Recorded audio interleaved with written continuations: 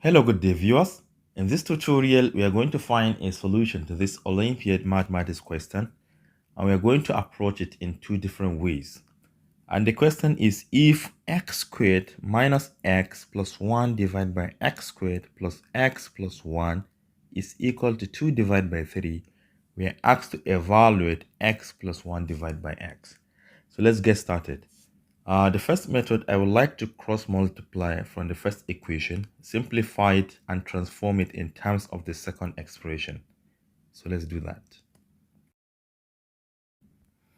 All right, so let me take the whole of this and multiply by 3 first. And I take 2 and multiply by our denominator. Let me start with the numerator. To the top, we have 3 multiplied by x squared, which is 3x squared. Then negative what? 3x, then plus 3. This is equal to, I will now take 2 and multiply all of these times. 2 times x squared is 2x squared. 2 times x will give us 2x. And finally, 2 times 1 will give us 2. Now let us bring all terms to the left hand side. We have 3x squared minus 2x squared, that will give us x squared. I have x squared here. Then negative 3x, as 2x crosses over, it becomes negative as well. So we have negative 3x, negative 2x, that is negative 5x. I have 3 minus 2 equal to 1, and the whole of this equal to 0. Now let us divide every single term by x. We have already seen that x cannot be equal to 0 from the second expression, because if it is equal to 0, we wouldn't have been given this expression because we can't divide by 0.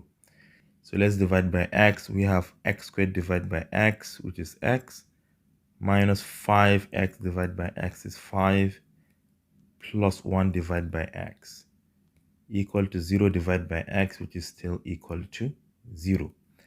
Now remember, what we are looking for is just x plus 1 divided by x, which is right here. Now let us take negative 5 to the right hand side.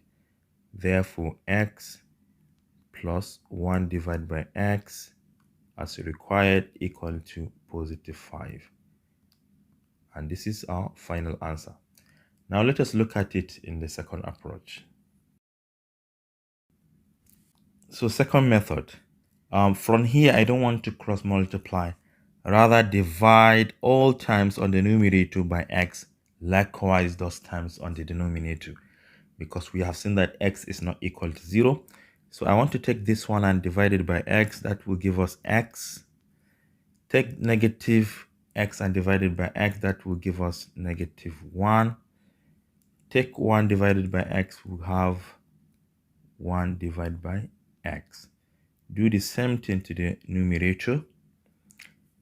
X squared here divided by x. That will give us x. X divided by x. That will give us positive 1. And we have 1 divided by x. This is equal to 2 divided by 3. So now let us rearrange these equations, because you can see we have x plus 1 divided by x. So we can take negative 1 to the end and also positive 1 right here.